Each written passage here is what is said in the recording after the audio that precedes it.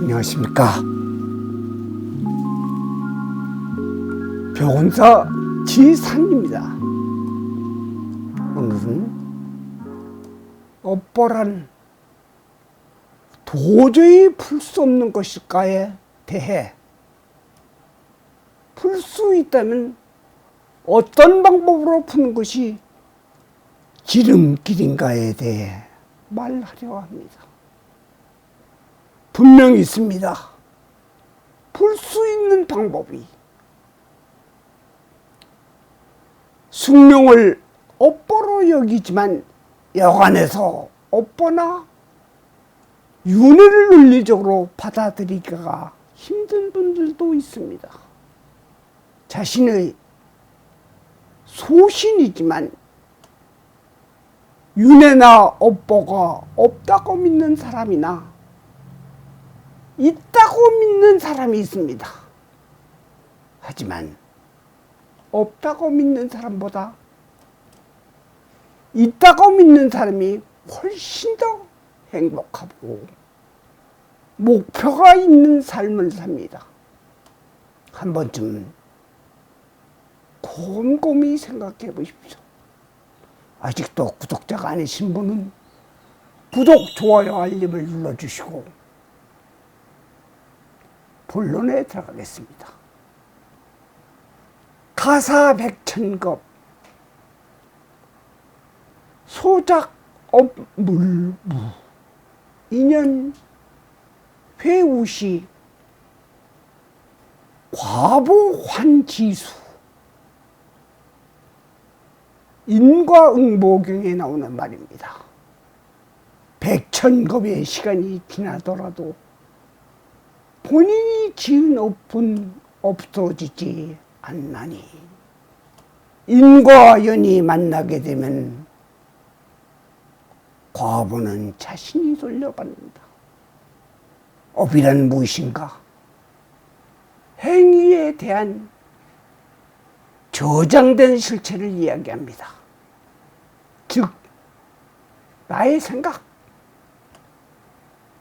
행동을 말합니다.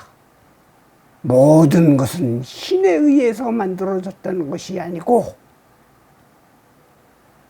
본인은 지금에 나라는 것은 다만 부모의 행위에서 만들어진 것이 아니라 그 옛날 내가 이 세상에 태어나기 전부터 이미 나라는 존재는 있었던 것입니다. 그때의 나의 행동이 저장된 것을 말합니다. 유달리 여러 사람에게 감동을 주고 본받을 만한 사람을 불교 신자가 아니더라도 우리는 전생에 그가 나라를 구했나봐 하는 말을 합니다. 그러나 그것은 우스갯소리가 아닙니다. 과학적으로도 증명되고 있습니다. 양자물리학에서는 절대 저절로 우연에 의해 생기는 것은 없다고 합니다. 운세, 사주도 그걸 말할까요? 아닙니다. 사람이 그것을 유추할 따름입니다. 사람에 따라 그 유추가 잘 맞는 경우도 있습니다. 그러나 항상 그 유추가 맞는 것은 아닙니다. 그래서 결과적으로는 업은 나의 원인이 되는 과거의 행위입니다. 불교의 유식학에서는 야래야식이라 하는데 자신의 지금 모든 신, 구, 의는 훈습, 몸에 밴 습관된 과거생이 아니면 이 세상에서라도 원인이 된다고 합니다. 과거의 행위는 결국은 알게 되어 있습니다. 요즘은 CCTV 녹화 기능을 이야기하지만 결국은 반말은 쥐가 듣고 낱말은 새가 듣는다는 틀린 말이 아닙니다. 지금 자신의 잘못을 감춘다고 해서 없어지는 것이 아닙니다. 요즘 사람은 교묘히 감추어졌다고 하여 능력 있는 사람은 아닐 것입니다. 진실은 인연이 부합될 때 모든 것은 자명하게 드러납니다. 이러한 원인은 조건과 합해지면 그때서야 본 모습을 드러냅니다. 결국은 원인이 되는 인과 조건이 되는 연이 만나서 발현하는 것입니다.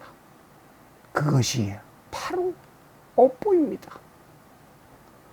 모든 원인은 조건을 만나 발현된다고 합니다. 또 금강경에서는 선남자 선여인 수지독성 작용, 야기 인경천 시인 선세제옥, 응탁도 이금세인 경청고, 선세제업 직위소멸 당득 안육따라 삼약삼발이라고 했습니다. 선남자 선여인이 이경을 받아 지니고 읽고 외우므로 만일 남에게 업신여김을 당한다 하면 이 사람은 전세의 죄업으로 마땅히 악한 세상에 떨어질 것이지만 금세에게 업신여금을 받음으로써 곧 전세의 죄업이 소멸되어 마땅히 안육따라 삼약삼벌을 얻게 되느니라. 이 두 가지 경, 인과응보경, 금강경, 왜 읽었나를 눈치가 있는 분이라면 쉽게 할 것입니다. 인과응보경부터 이야기하겠습니다. 세상의 모든 현상은 인연을 거슬릴 수가 없습니다. 법당에 올려놓은 수박도 수박이란 농부의 정성원인이 되고, 잘 익은 수박을 부처님 전에 올려놓고 싶은 신도의 마음과 그 절, 즉 연이 합쳐져서 법당에 올려놓는 행위가 되어 좋은 결과를 얻는 것이 과보입니다. 전생의 업보가 무르익고 현실로 나타나면 그 순간부터 새로운 원동력이 되는 것입니다. 이미 정해진 업보를 피하려다 풀어버리려 한다는 것은 새로운 선업을 짓는 것을 피하려는 자세가 됩니다. 이미 지난 날의 업보는 받는 것이므로 긍정적인 생각을 갖고 받아야 합니다. 풀으려고 간단한 방법을 생각한다면 어리석은 것입니다. 나의 지금 불행이 좋아지려고 하는 전조 증상으로 받아들이고 새로운 선업으로 살려고 한다면 자연히 좋은 종자를 심을 것입니다.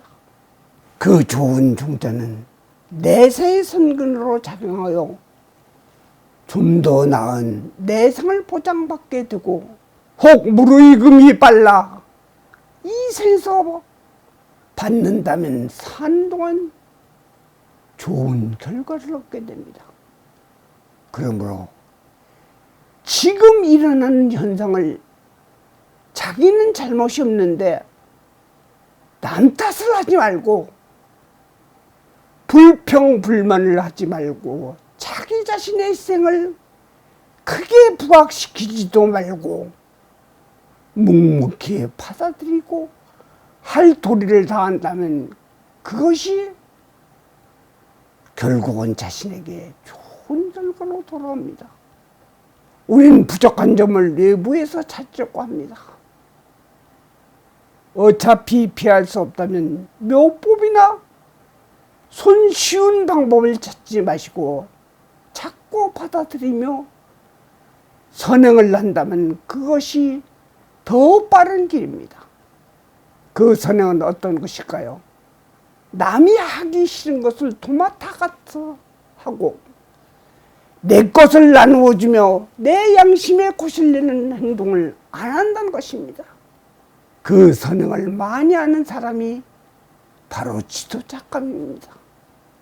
두 번째, 금강경을 이야기해야 한 것은 지금 금강경을 읽고 외우고 지녀도 남에게 업신여금을 받는 것은 전세의 죄업으로 더 어려울 것이나 금강경을 가까이 한 공덕으로 결국은 안욕따라 삼약삼벌을 터득하게 된다는 이야기입니다.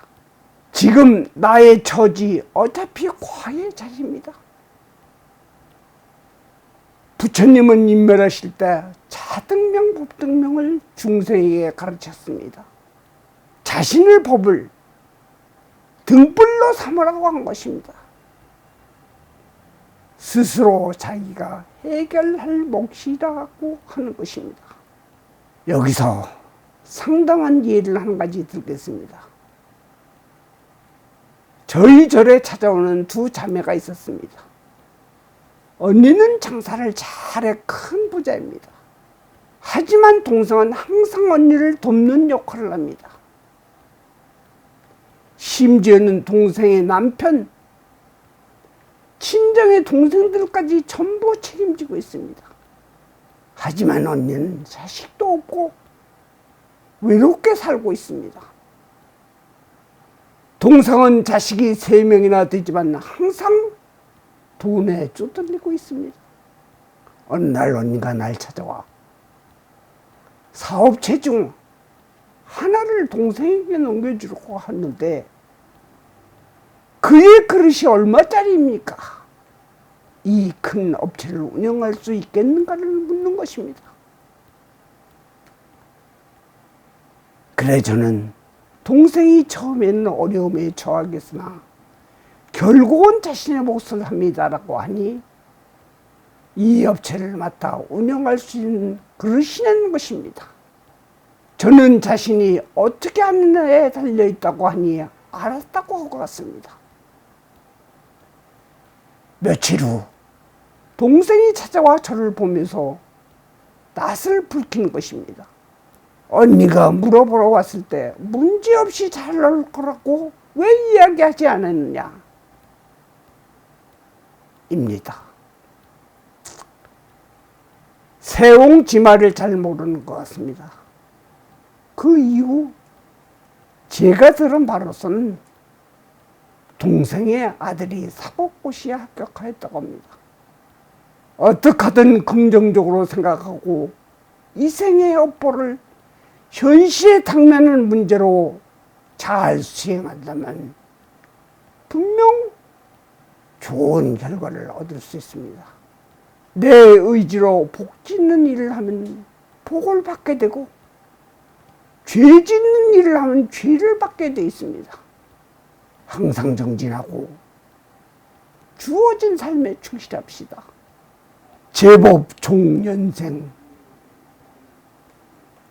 모든 법은 인연 따라 생겨나고 제법 종연멸. 모든 법은 인연이 끝나면 없어진다. 아불 대사문, 우리 부처님 대사문은 상작 여시설 항상 이와 같이 설법하신다. 감사합니다. 안녕히 계십시오.